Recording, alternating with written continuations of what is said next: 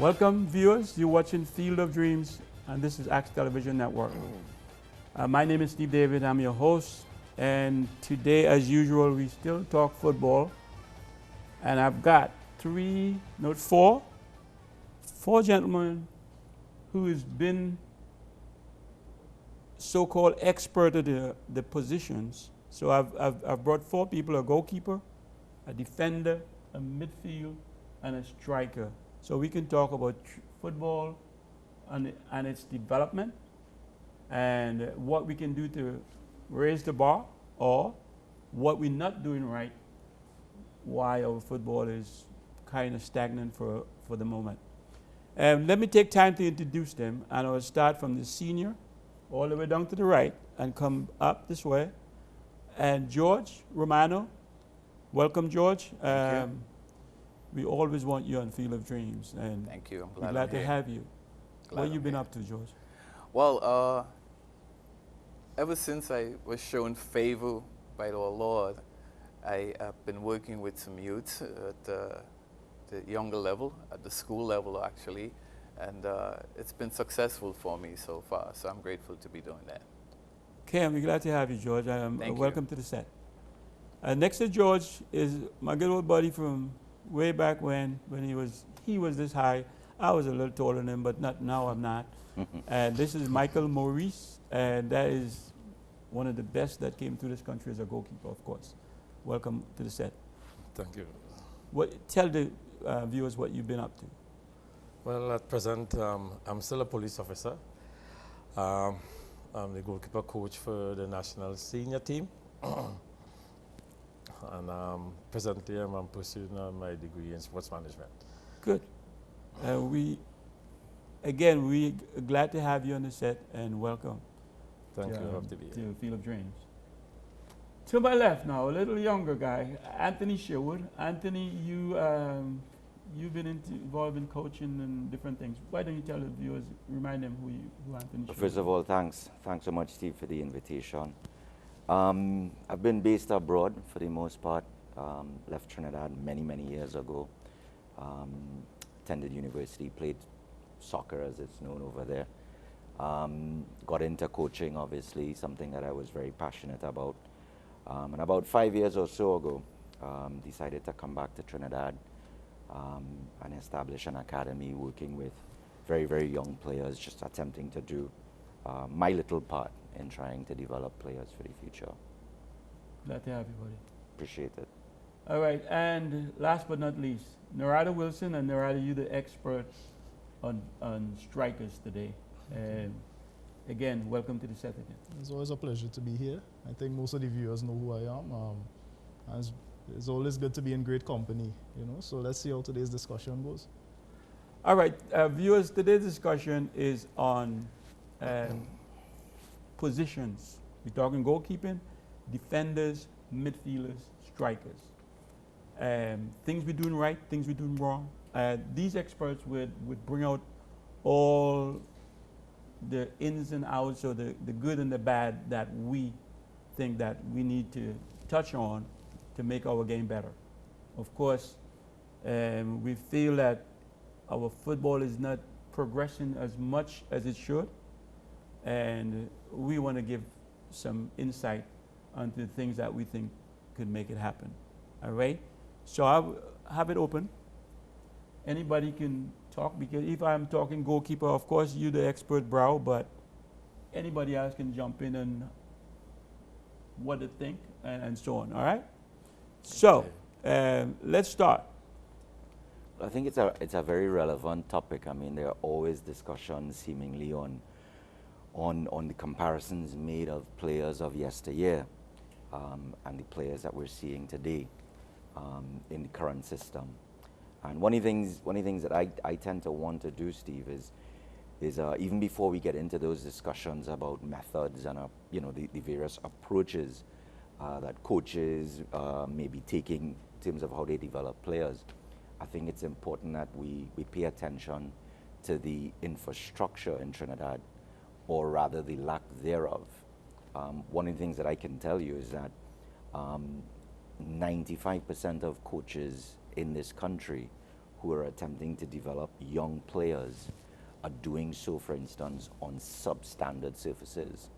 I had a discussion with someone not too long ago, and he said, well, if you could develop a player who plays really well on a bad field, just think about what he's going to do when he gets on a good pitch, you know. And I didn't want to pursue the conversation too much, to be honest with you, you know.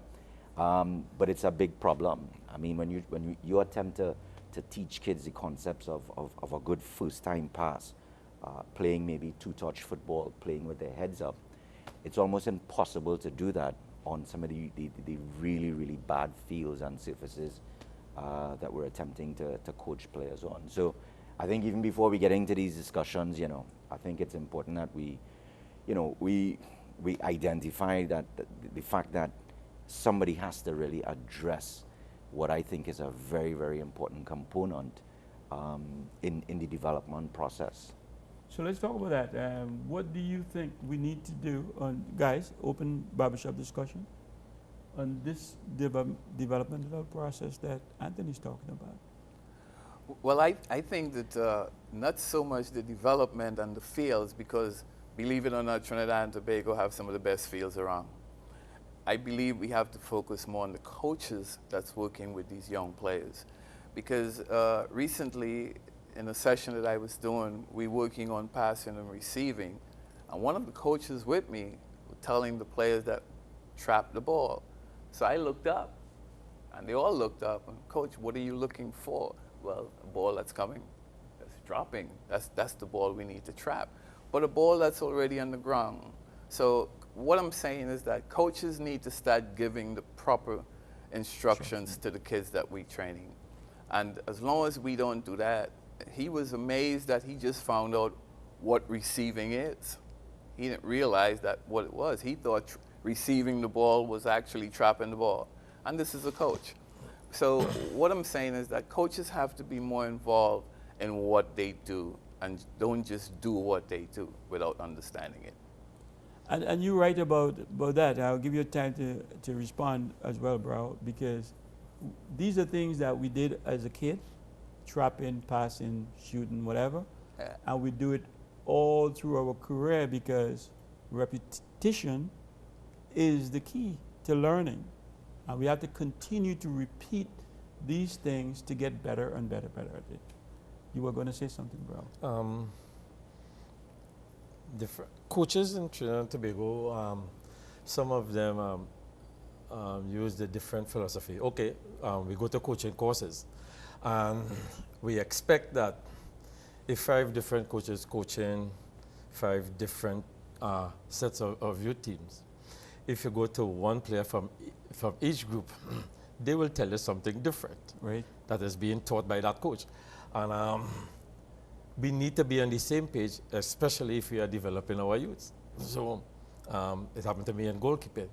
So a goalkeeper was coached by developmental drills in coming up. And when he came to me, it was some of the things that I didn't teach at all to help develop him further. So yes, you say repetition, or we say practice make perfect, but good practice make perfect. Well, exactly. So we have to get the coaches coaching at that particular level, understanding what is needed, and everybody being on that page. So, Dorada, how we get consistency? How we bring every coach on the same page, buddy? I think that is something somebody has to put the hammer down and make a decision to sit with the stakeholders and actually decide that Trinidad needs a particular philosophy for football. It is not going to happen overnight. You really need to hear from a large amount of people to put down this manual. But something very simple that I've said it before, and a lot of people, they don't think it's 100% practical, is that football, as much as it's played on the field, there's still a theory behind it. And once you can't define certain things in words, you're never going to be able to put it out on the field.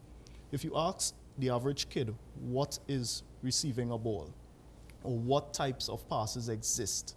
I remember in university we did a course where they told you about the 5 different passes, outside the foot, inside, blah, blah, blah. These are simple things that football needs to be somewhat of a classroom session for the coaches to be able to explain certain things when they tell a kid. You can't tell youth player, okay, do X, and you're not able to explain what is the best type of pass. A pass that is while the player is on the run, a pass that is weighed properly, blah, blah, blah, blah, blah. If you can't explain that, then what are we really teaching them? You're just telling them to pass the ball. So I think we need to somehow find a manual that we could sit down and devise all of this, explain it properly, so when our coaches, whether they decide to open a coaching school or they go through the TTFA or whatever, there is some sort of point of reference. We can't use the book from Germany, we can't use the book from England, we can't use the book from the USA, right? Because then we're going to just be teaching everybody 12 different things. We need to, Trinidad today has a federation for 100, plus years.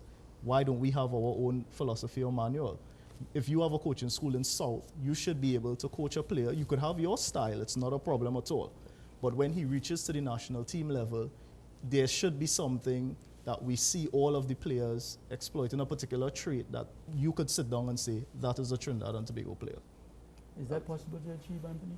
I think so, but when I refer to infrastructure, I'm referring to all of those things. In other words, theoretically, in a first world football nation, you're going to get directives from, for instance, the technical director of football in any country. So the technical director probably says, listen, based on our performances at the under 17 level in the last CONCACAF tournament, these are the things that we thought our team did very, very well.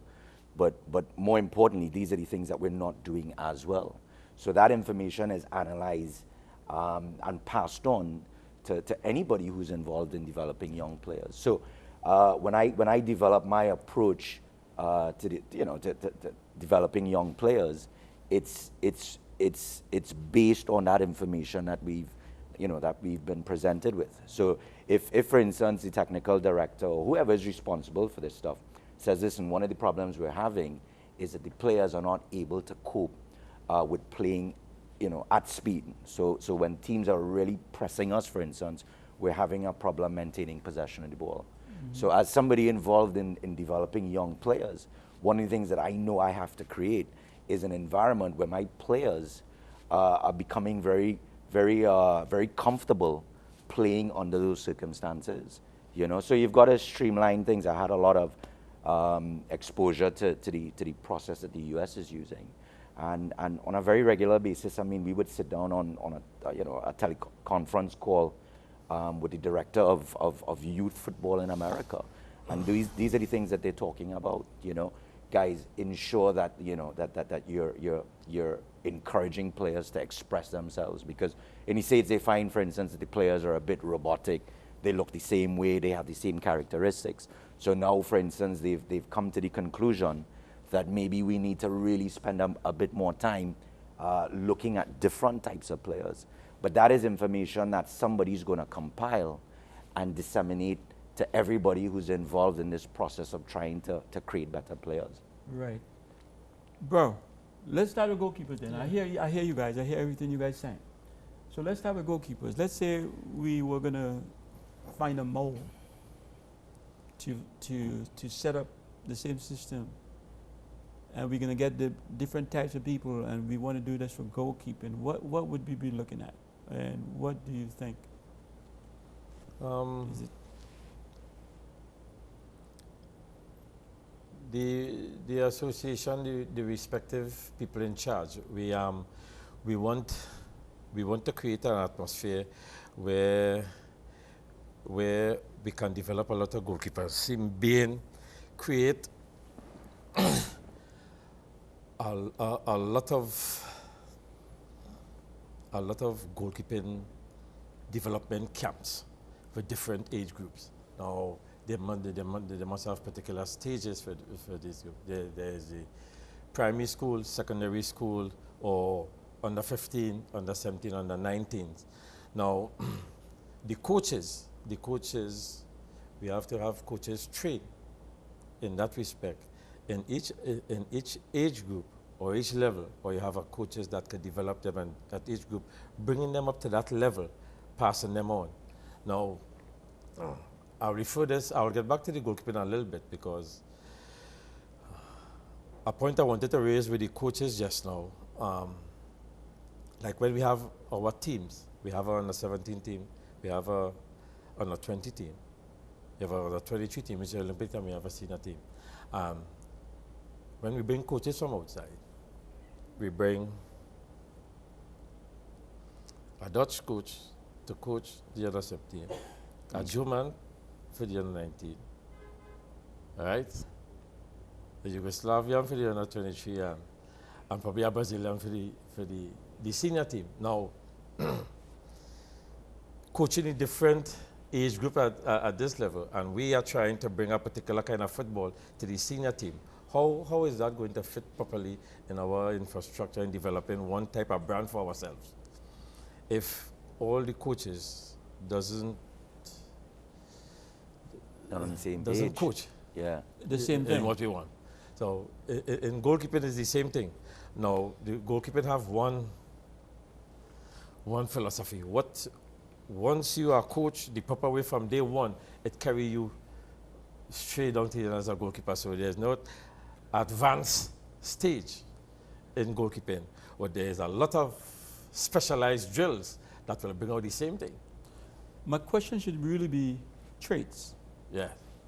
What kind of person, I go to a soccer field and I see a guy receive the ball and right away I know whether he can play or not. Yeah. What kind of traits, or what kind of things you would see on a person you say, he could be a goalkeeper? I'm looking for traits now for the different positions, guys. Right. Traits. Just like how we move and catch a ball. By the way, He adjusts himself and catches a ball. You know, you automatically know. Because sometimes there are field players. who could do There it? are field players that does it better than even the goalkeeper that played the goal. Right. Yes, because there are a lot of players that started playing out in the field and end up being goalkeeper because of that. Right. Because a ball is crossed and he jump and catch it. He jump and handle that ball better than the goalkeeper who was saving at the time. Now, the goalkeeper even that doesn't have, we are talking about a goalkeeper who had no training whatsoever. So that player, the way he caught that ball, but put him through some drills and some training, he could end up being one of the better goalkeepers. So that is one of the traits that you look for. Just to add to what you're saying, I just remember a program we did with the goalkeepers, and one of the things that we realized is that they were saying that they usually were players who mastered 2 or 3 other sports that ended up being the goalkeeper because they were good in like basketball, maybe table tennis, and playing football. So usually the goalkeeper is maybe, aside from being one of the most confident players to actually volunteer to go in the back, he was always a player who probably tapped into other sports, and that's why the reaction time and the catching probably was part of the trait. One of the things I encourage young goalkeepers to do is to play table tennis and basketball, and I did both of them very well. I ended up on the national team on both of them. The basketball help your coordination, movement, and catching, and the table tennis, excellent reflexes. George, and I hear them, but sometimes there's this one kid who spends all his time playing soccer or outside with the ball, and he can do everything. He can play forward, defense, goalkeeping, and not necessarily goalkeeping, because he's with the ball all the time. So, I mean, don't you agree or not agree? And what kind of traits you would look for defenders, let's say?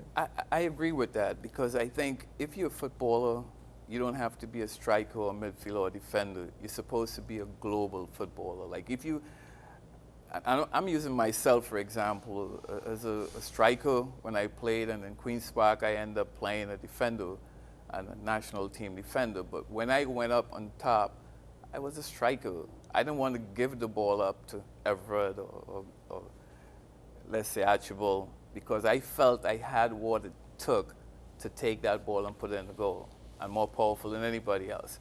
But that being said, I think the trait you would look for in my position as a defender is a player who would get up and down 18-yard box as often as he wish.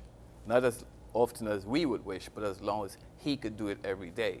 I watch football now, and even though last Trinidad game, there's a couple guys that was going, but we are so used, as you said, that Michael said here, you're bringing all these international coaches, you're training a flat back 4 defender. And you see it in the Pro League all the time, that 1 striker and 4 defenders are flat back with 1 striker.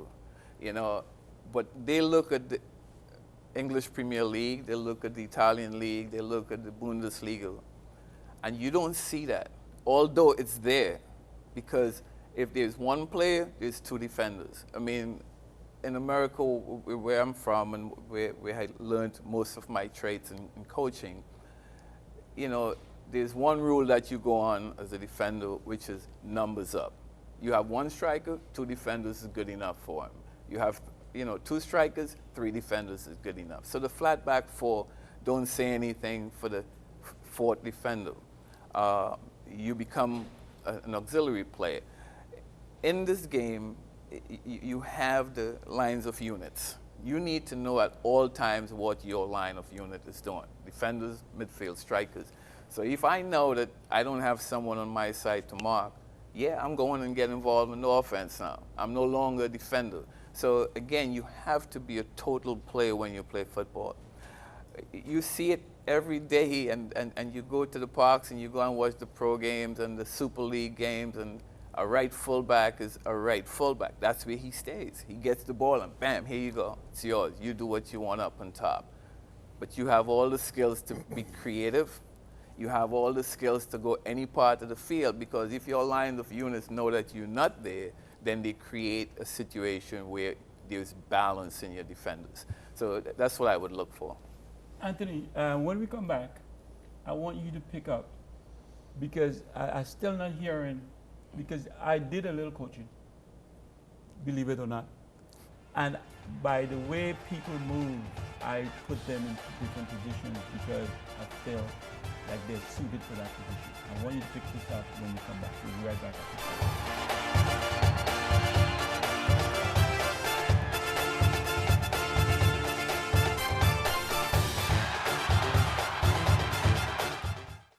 And now to introduce the 2 special international in every form of the word. And Keith LeCloyd. Keith, welcome to Field of Dreams. Thank you for the invitation. Anton Conley, who has been coach, all the certification, you've spent all your efforts, technical director, now you, what are you doing now, Anthony? I'm actually currently with FIFA as a technical development officer in the Southeast Caribbean. Worldwide Safety Consultants Limited offers solutions to your immediate and future potential problem areas by providing you with a qualified team of safety consultants. Worldwide Safety Consultants Limited, building a reputation on quality and value since 1999. Located 23 Todd Street, San Fernando, Trinidad. Phone 868-657-1534 or 868-788-6955. worldwidesafety@yahoo.com.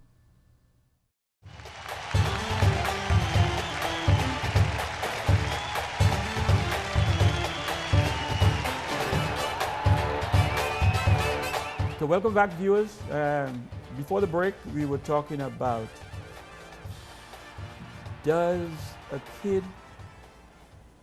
just gravitate to certain positions, or does the coach make a decision for him, or whatever? So I want Anthony, who has been a coach for a while and who is very much aware of these things, pick it up and take us what you think happens. Well, for me, Steve, I think if you're involved in developing young players, there are what I consider to be minimum requirements that any player must possess. So George mentioned, a bit about the defenders. If I am developing young defenders with the hopes that one day they'll play for the national senior team or the under-17s or the under-20s, there's certain characteristics that that player must possess. 1, they must be aggressive. 2, as it pertains to the modern game, they must be very, very good in possession of the ball. If you have kids, for instance, as George mentioned, who are leaning more to being, guys either a right back or left back, then there's no way you could develop that player without forcing him, literally forcing him to get forward maybe, 15, 20 times within within 40 minutes of that first half, because that is what modern day wing backs do. So really, I mean, when you think about this concept of developing players as it pertains to midfielders, for instance, I don't think we have the luxury in Trinidad of having midfielders, for instance, who only play when we have the ball. So what that means is that as somebody trying to develop good midfielders, I want to ensure that although my player is good in possession, I also want him to have a bit of steel about him. I want him to have a really good attitude about defending, for instance. And then obviously he must have certain qualities about him. Great first touch, excellent vision, understanding when to get forward. Those are what I consider to be minimum requirements. So somebody developing players, if my players do not possess those qualities, then I'm failing as a coach. Now you have the X factors, those kids who are just extraordinarily talented.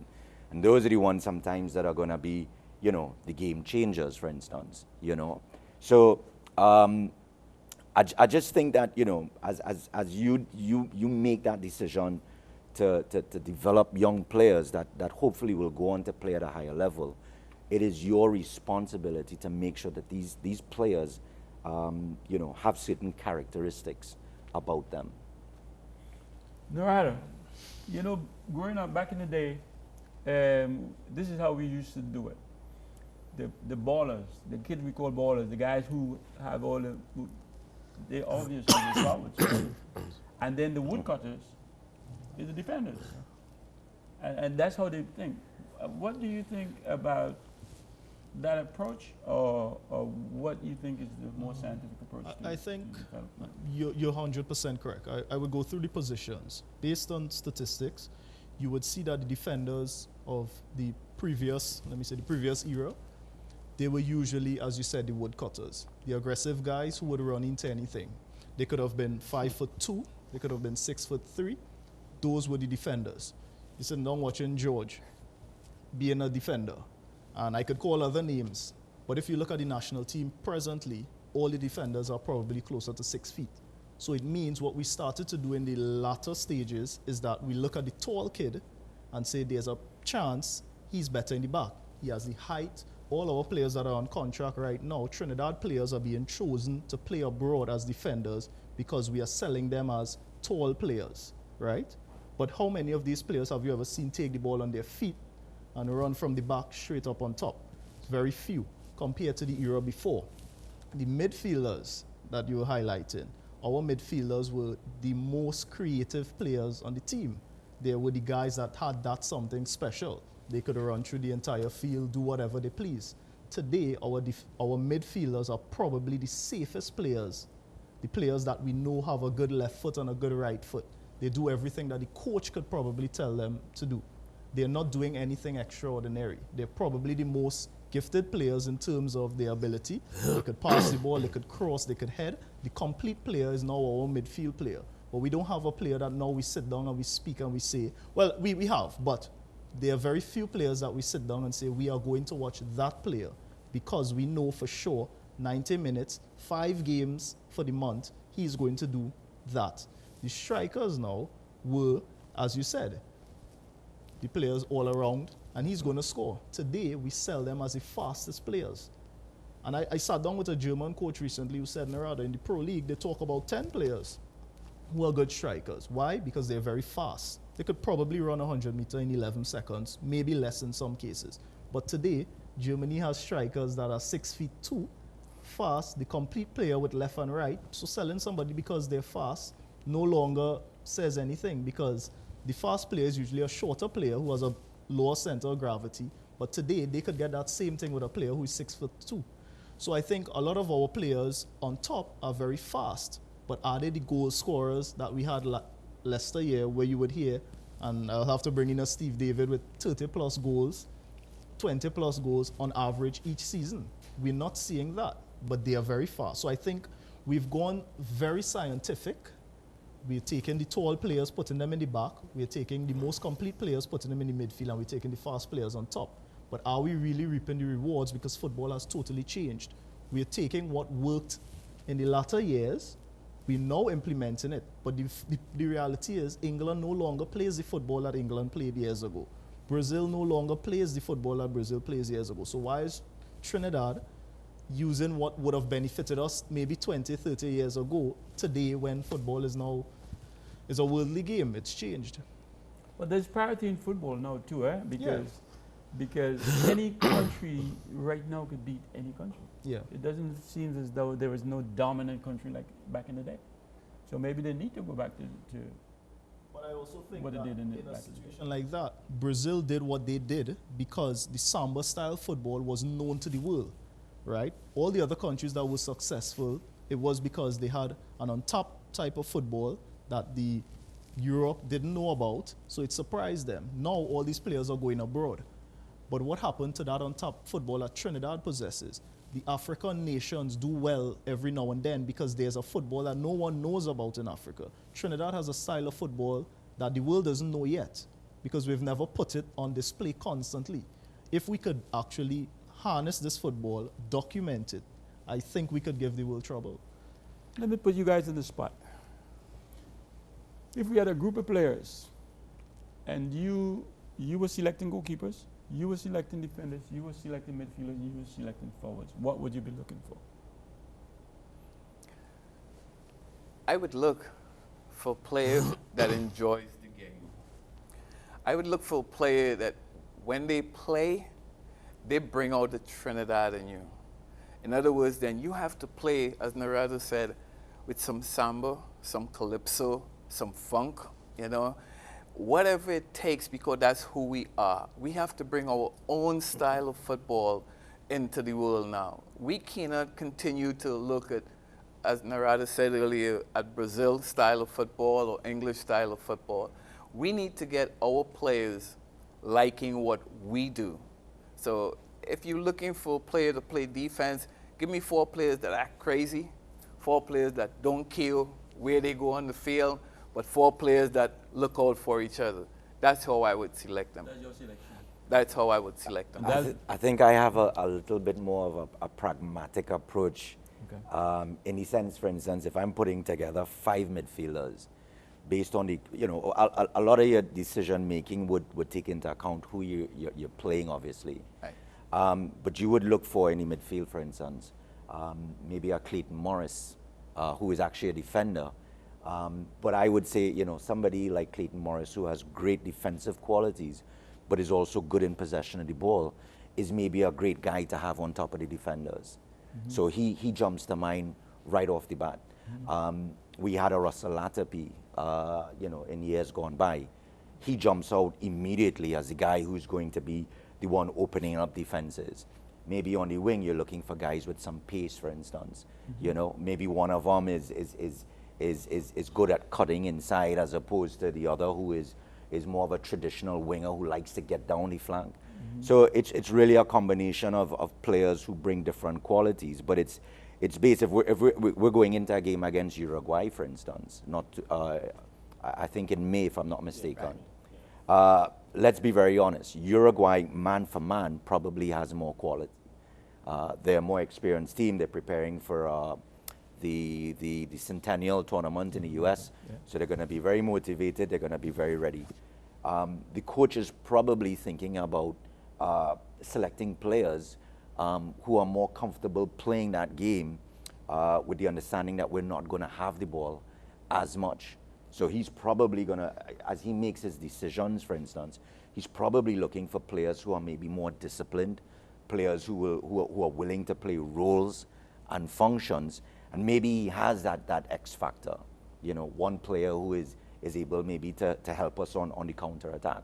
So a lot of the decisions that you make as a coach are based obviously on the quality at your disposal, but it's very much based on the competition that you anticipate facing.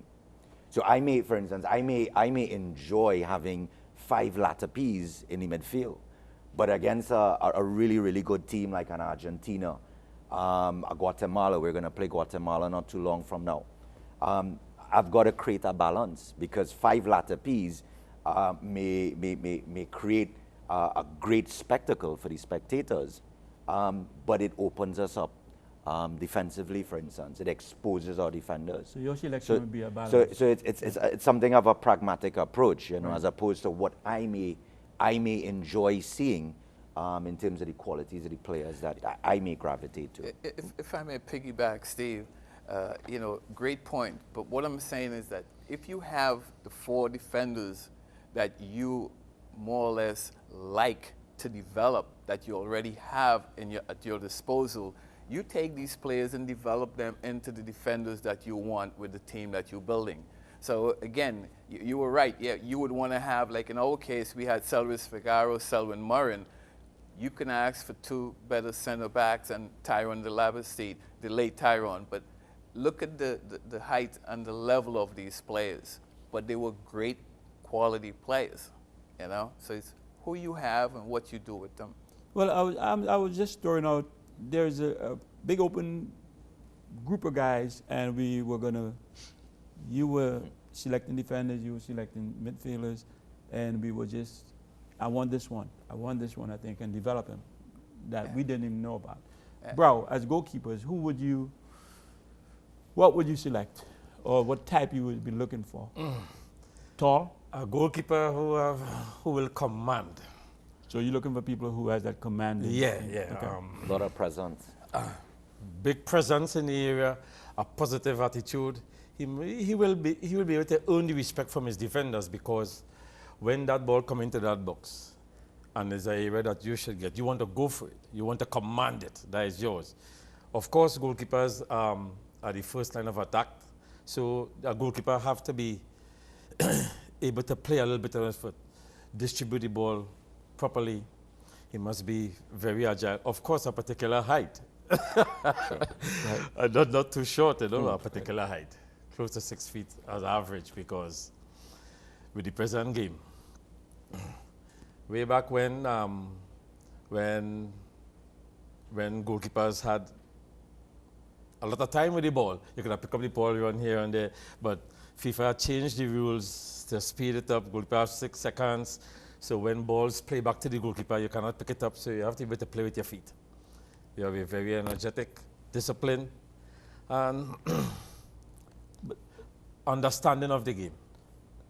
Well, it's a difference though. Back in the day, goalkeepers didn't play with the feet much. No. Now you have to be able to use like the last defender now. Yes. So it's a difference in that regard. And so maybe we might be able to pick shorter guys who could play with the feet. Brazil never had great goalkeepers, but they had great players. I think it will be an advantage if you have shorter goalkeeper. Disadvantage, because the other aspect of those crossballs, there'll be a no-no. Okay, Norada, I'm coming back with you, and you tell me the kind of players you look at striker. We'll be right back.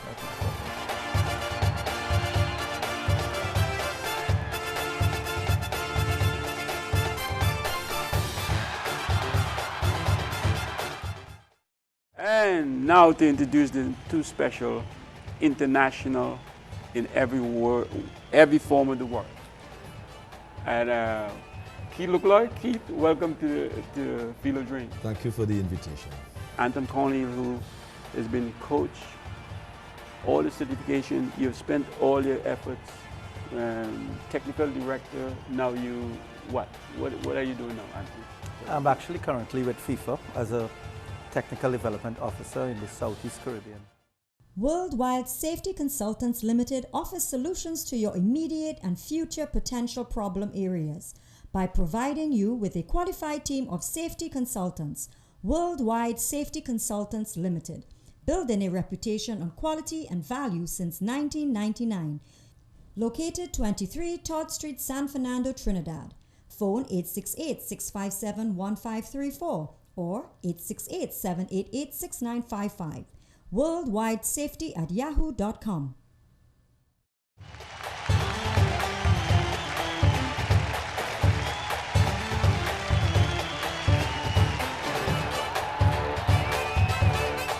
Okay, welcome back, viewers. Thanks for waiting. we were coming back with you, Narada, and you would tell me about what kind of strikers you'd be looking, what you'd be looking for in strikers. I think with the strikers, me personally, I don't have a character like, if he's tall, if he's fast or anything like that. I think usually, and this is just from the 1 year that I had a coaching experience, is there's always that kid, not the talkative kid, the kid that wants to show and demonstrate that he is good. So he takes the ball from somebody, and even if it's on his own team, because he wants to go forward. I think that usually is the good striker, because it's a player that is fearless. It's a player that wants to score and knows he can do something, even if he misses 10 of the shots, but he's willing to take 10 shots. And it's always been something that even with the strikers I've worked with as an agent, taking them, I always look for that type of player, the player that you could see he gets the ball and you say, he's going to score, or he's going to hit with his left foot, he's going to hit with his right foot. And I think Trinidad has had a very good generation of those type of strikers. I would use like the name Stern John, for example. A lot of people will have what they, the little joke that we say in the country with him, but the reality is he scored with any part of his body. He could have hit the ball with his neck, his eyebrow, whatever it was. That was what he did. To a more recent, one of the latter strikers I worked with on the national team was with Plaza, and that is something I like with Plaza, is because he is going to score in the game that he plays in the Pro League. That is, he gets the ball, he runs, dribbles past 2 or 3, keeps running with the ball, and he's going to score. Leonson Lewis was that type of player as well, always score. Steve David, I have to bring you in, but the statistics prove that in 12 games, you had 14 goals, or whatever the case was. And I think that is because it was the player that, maybe it was because he spent the most time with the ball, but he was just very comfortable with the ball at his feet. I think with that, you could work wonders. So that would be me first striker. All right, guys, so now you can cross-contaminate or cross-agree with that era. Is there something that Narada said or George said that you wouldn't do and vice versa? Not necessarily. I mean, as it pertains to strikers, I mean, there's some, at a very young age, there's some players who just have a knack for the goal, as we say. Those are the kids who, in a small-sided game, for instance, find themselves closer to the goal. So as a coach, you're not having to say, listen, let's get this guy forward. There's some guys who naturally gravitate to being in areas closer to the goal. There's some guys who are just, they seem to find ways of getting the ball in the back of the net, either with their heads or the timing of their runs, their ability to turn and shoot. So strikers, to me, they've always been, there's something natural about strikers.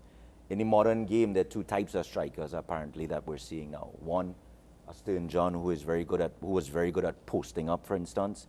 And secondly, you've got the more dynamic strikers. So Suarez, for instance, is a guy who, to me, characterizes that type of a player. He is never in any one particular position. He's always on the move. And that's where your philosophy as a coach comes in. Some coaches would want a guy who holds up the ball really well to allow the rest of his midfielders to get closer to him and closer to the goal. So those are the little decisions I guess you would have to make as a coach if you've got those 2 types of strikers. We see it even today with the current national team. So Kenwin seems to be a guy who likes the ball played into his feet, for instance. But there was a young player who came in, Caesar, who he seems like he wants the ball, always in behind the defenders. Right. So a lot of it depends on, obviously, the teams that you're playing. The last game we played St. Vincent, and I've never seen a team play as flat and as high up the field as that team did. So it was almost ready-made for one of those strikers who just wanted to get in behind. And if, obviously you need a good service. But it seemed almost from the stands, a good ball in behind would break that team down every single time, So, it just depends on, the coach and his preferences. Well, let's talk about our present crop, because you mentioned St. Vincent. And St. Vincent defense, I'm looking at the game, and the defense was ready-made for through balls for people to run onto. From way down defense, you could play a ball through the defense for somebody to run. I don't know why the team wasn't doing that all the time. or maybe the strikers wasn't making the run. But I thought if I was there at that point, I would have a field day because the defense was wide open for these balls to run onto. I think what you saw, and I don't know if this was a tactic that was discussed, but I think what we did a really good job of was getting the midfielders making runs in behind. Because like I said, I don't think Kenwin's game is based on those runnings, those runs into the channels. Right. But you saw quite a bit of running from deep positions by Highland on many occasions, Levi from wide areas. Like you said, it's very rare you see a team in a World Cup qualifier. I think in the first half, a lot of those passes were attempted.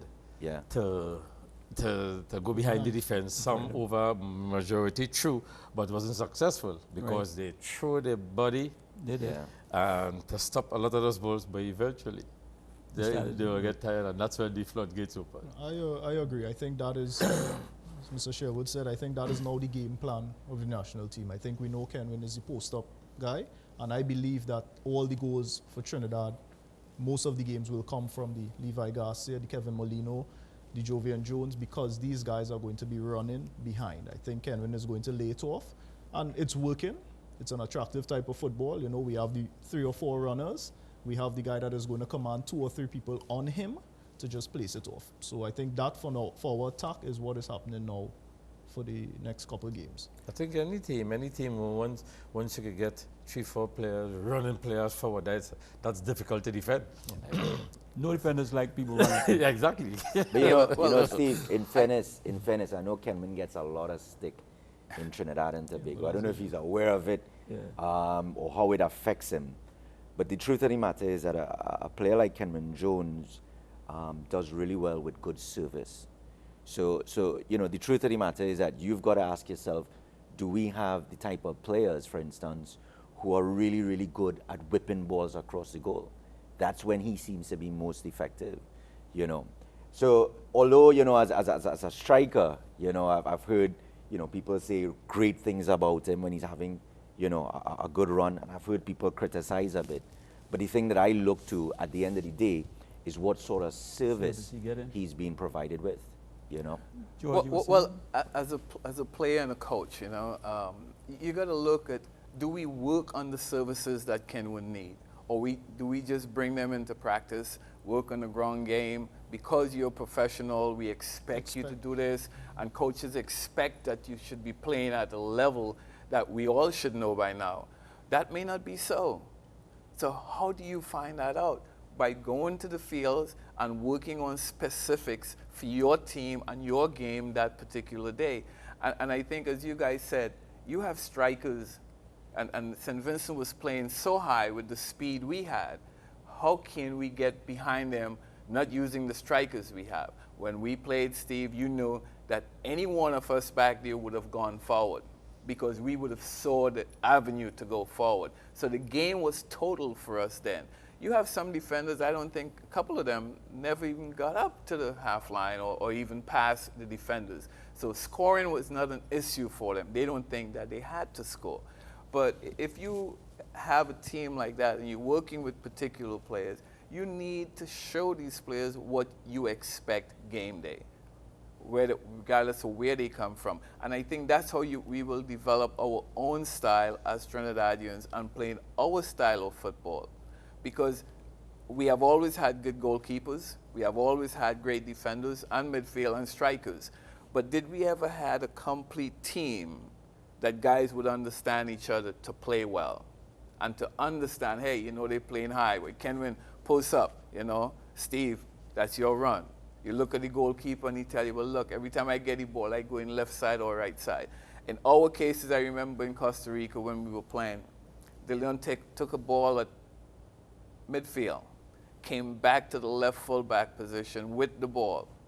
And I was gone on an overlap because I knew it was coming, because the entire team looked at De Leon and no one had a peripheral vision of where they are and who they should mark. And you see it even in our pro team, guys. You see a player marking a left striker, but the ball is way over there. Why are you marking him over here? He's no longer in the play. But like you said, style, and we never had a post-up style as a country. Yeah. We never had a big guy. So why we want to do that now with Kenwin Jones? Because why? So this not our game.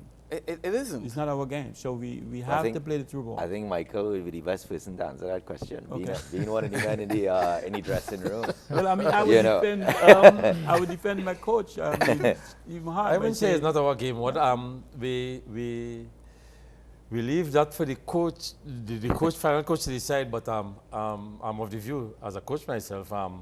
When you look at the different teams that you are about to play, the coach make a particular assessment of how he want to play, how he want to attack, and some of his strategies will involve that person. For how long? Well, he will make that decision. But I think, the coaches make that decision with the tactical decisions. I think he's doing a great job. I think I so Oh as well. yeah, no question. He's doing a great job in what he's doing because he's playing his players the way they should be played. I think and finding he's one of the coaches, I think, in recent times who has really analyzed the qualities of our players. That is it. Yeah. You know, I gravitate towards Spanish football. I love to see the ball being moved. But the truth of the matter is that at this point in time, I may not have the players that allow me to play that style of football. Sure. You've got to use what you have. And if I don't have anybody who is dynamic up front, and the guy that I have is a strong guy up front who does a great job of playing with his back to goal, then the system that we use or the approach that we take is going to have to be based on what we have available. That goes. Some tell me coaches in a club team. Here it is. You have a particular set of players, but you as a coach set in your mind that you want to play a particular system. You don't have the players to play the system, Right. but you want to play that system. Because you know, you always hear it down here. We always talk about, back in the day, we always talked about the Brazilian approach. Yes, and yes. we should be playing Brazilian type And this football. system. And then I asked myself, well, you know, where are the Brazilian type players required to play that system? The players you know? make the system. I think in your day, Steve, maybe, you know, with Leroy Dillon and yourself and Archibald and these guys, I mean, a coach really had the luxury of playing a system where you know you would be in possession of that football. We went through a period where we didn't have maybe that type of quality. So as a coach, you're looking to maybe go into a game trying to be good defensively and hoping to get something maybe on the counter attack, for instance. Well, let me add. I'll give each of you guys, we have 5 more minutes, so I'll give each of you guys a minute to summarize what you think we should be doing or what we should not be doing. I'll start with you, George. A minute. Well, what we should be doing as a team and as a country is developing our younger players to understand what we want. And we need to put coaches in the positions to do that. Now, if you tell a coach that you want to be able to play 4-3-3, 1-4-3-3, or 1-4-2-4, 4-4-2, whatever system that Trinidad wants to play probably in Russia, you have to develop that from now. The kids have to understand that. You need to be able to come back and say, well, look, we have 4 players readily available for you. So if you have a Levi Garcia or a Plaza that cannot come back, your team don't suffer. If you have a Kenwin get hurt, your team don't suffer. You know, you have to develop players to become what our country should become. That's what I would do. I agree. We should have teams from each level, continuous training, development under 19, under 23 senior team, even under 17. When there is players that going out of the senior team, you should be able to have the under 23 as a feeder. The under 23 should have the under 19 team as a feeder, and continue development and tournaments being played right wrong, and that costs a lot of money. But it needs to be done if the football has to develop and move on. Yeah. Okay. I just want to see us get serious, Steve, about taking football forward. I think one of the things that happens sometimes is that we look to the success that the senior team is having, and it creates a disguise sometimes for what's really happening at the lower levels. We've got to get serious about implementation and putting things in place for the future. Otherwise, we're just going to have these peaks, and then we're going to have these valleys. Mm-hmm. I would just endorse what everybody said. I think we need continuity right now, and we really need to sit down. I think too much of this is just going out there, and the reality is it just needs all the stakeholders to sit down. If they agree, they agree. If they don't agree, they don't agree. That is fine. What we need is time. It's time we sit down. There was a lot of time. We have a lot of symposium on what we do for the way forward. And there's a lot of things on paper all over. And that's implementation is what we need to do. You know, I hear you guys, and to me, every time we win a game, everybody we forget then we lose and we back down. Exactly. We too up and down like this, and I feel like we don't have the consistency that we need yet, and that we need to get.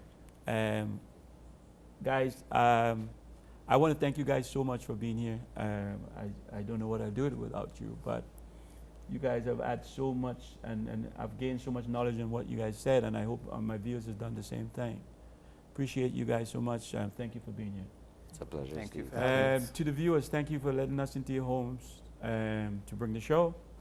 To Axe Television Network, thank you so much for giving us the opportunity. Don't forget we have a Facebook page, viewers, and don't forget you can drop us a line on our fieldofdreamstp@gmail.com. The show is ended. Go in peace, and we'll see you next Monday night. Good night.